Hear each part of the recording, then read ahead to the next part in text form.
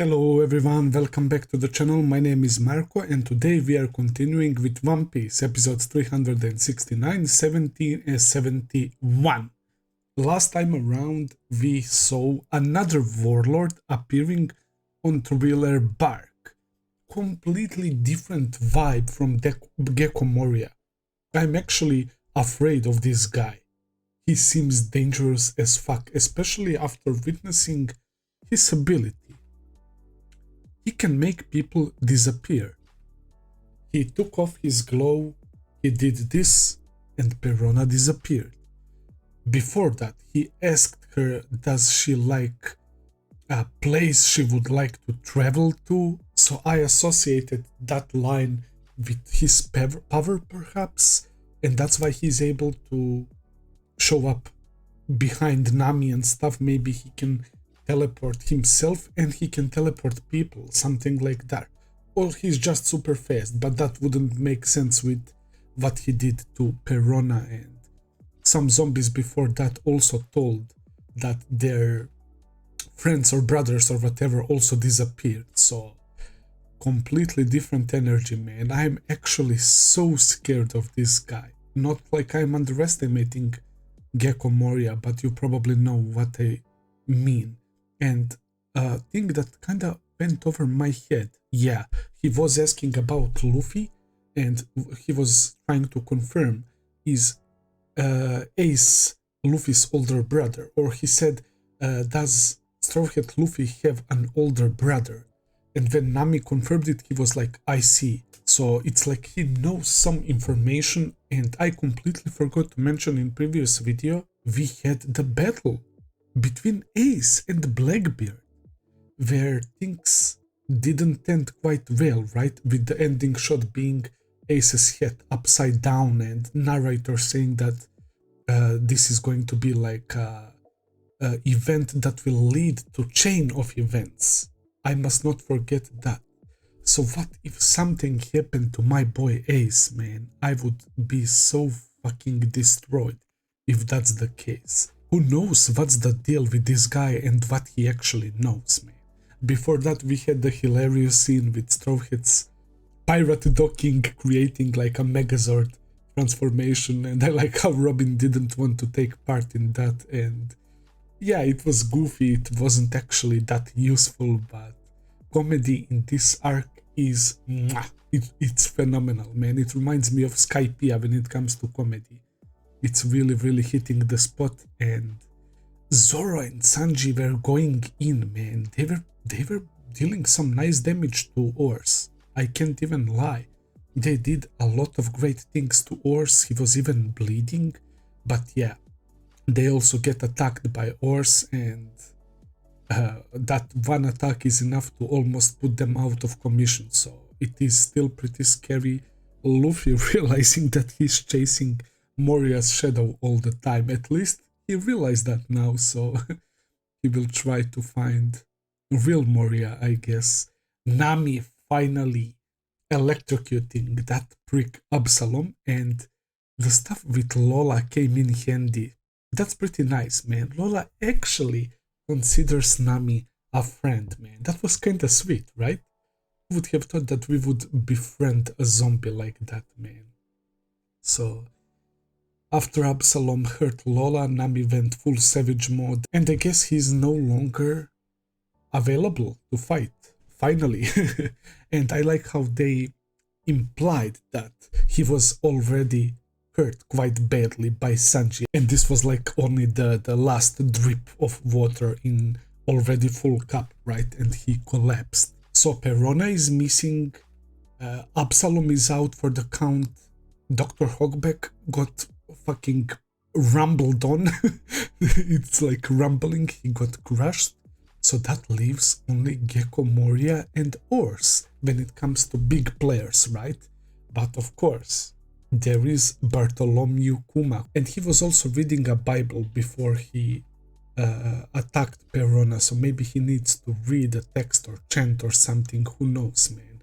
But I find that interesting that he's holding and reading a Bible because of Christianity reference, right? Bartholomew was one of the 12 disciples of Jesus. So that was pretty interesting. I'm super excited for next episodes. Without further ado, let's jump right into it. Let's begin, guys.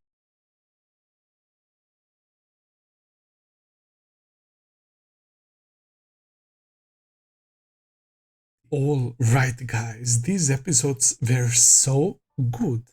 First, I want to mention that interaction between Bartholomew Kuma and Gecko Moria, two warlords. I like how they are equally tall, right? They are the same height, at least that seemed to be the case in my eyes. And Kuma is described by Gecko Moria as someone who is doing government's bidding, right?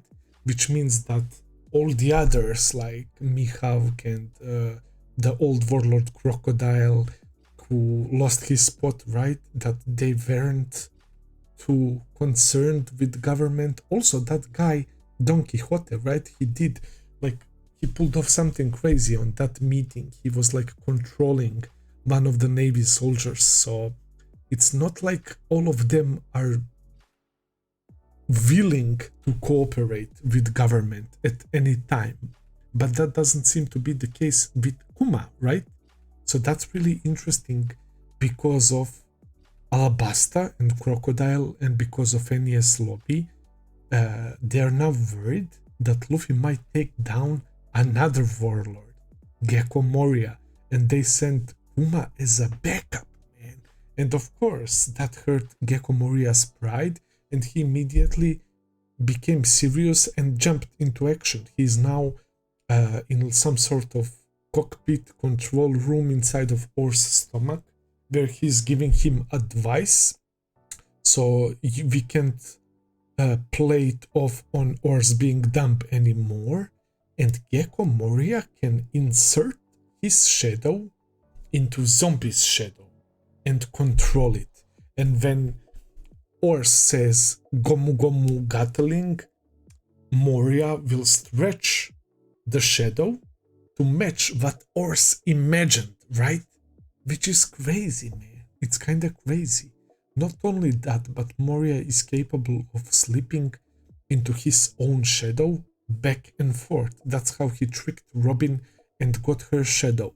Robin, Sanji, Chopper, Brook, they're all down. Nami, Usopp and Zoro are the only ones who can face them right now, and Luffy is on his way. Another shadow fruit information that we learned is that it can be used in living beings. It doesn't have to be zombie. Luffy got some Navy swordsman shadow inside of him thanks to those guys who are, by the way, a pirate crew, rolling pirates, right? Led by marriage proposal Lola. How fitting, man, considering that her zombie was chasing Absalom.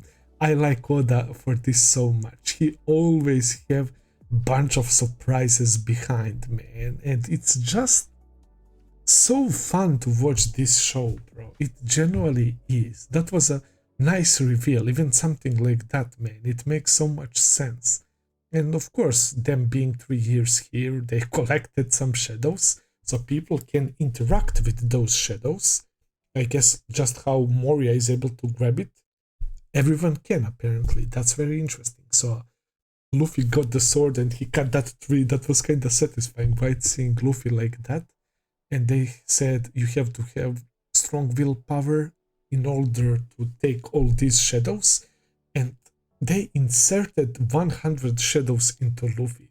So he has all these like bunch of techniques, and I guess he also became strong. So I have no doubt that Luffy is about to be crazy strong, man. I did not expect him to get a power up like that, bro. That's crazy. We kinda saw a glimpse of him, his upper body and his arms. He's like a Hulk, man, basically. So I can't wait to see how will fight go down. I guess we are going to probably finish this battle in next 3 episodes. I can never underestimate One Piece because there is always so many things going on, so it might be it might last longer than that, but I can't wait for Luffy to show up.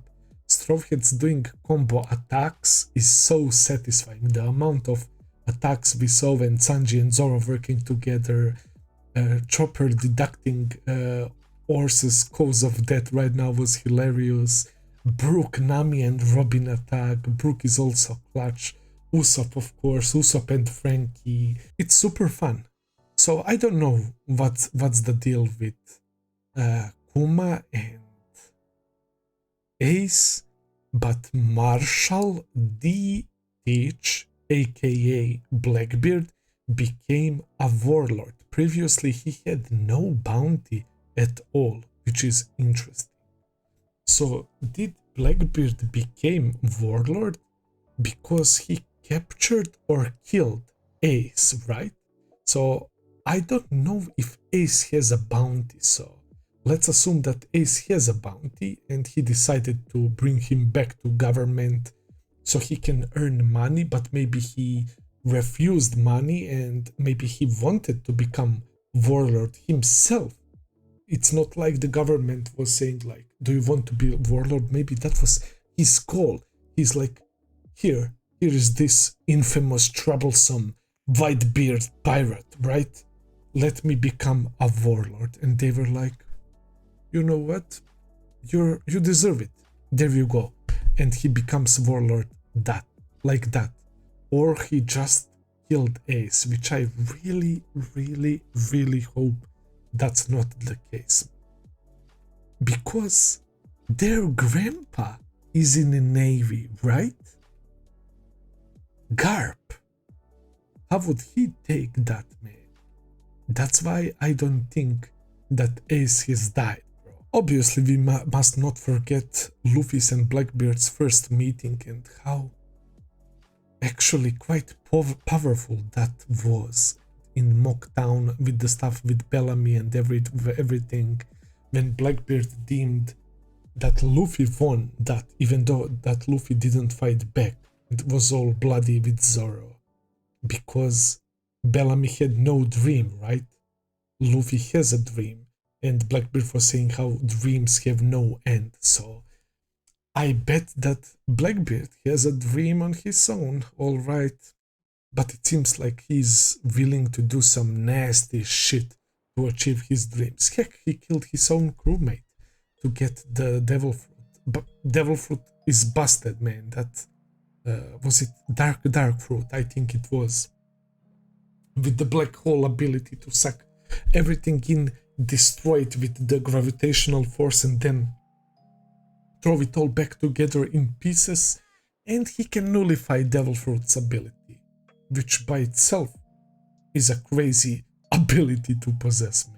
That's all for today, guys. I'll end the video here. I can't wait to see next episodes. Thank you for watching. I hope that you enjoyed. If you did, please consider subscribing, leave a like, comment, all that good stuff. As always, check out my Patreon page if you want to see few episodes early. I will be seeing you very soon with another video. Until then, take care and have a nice day. See ya, guys.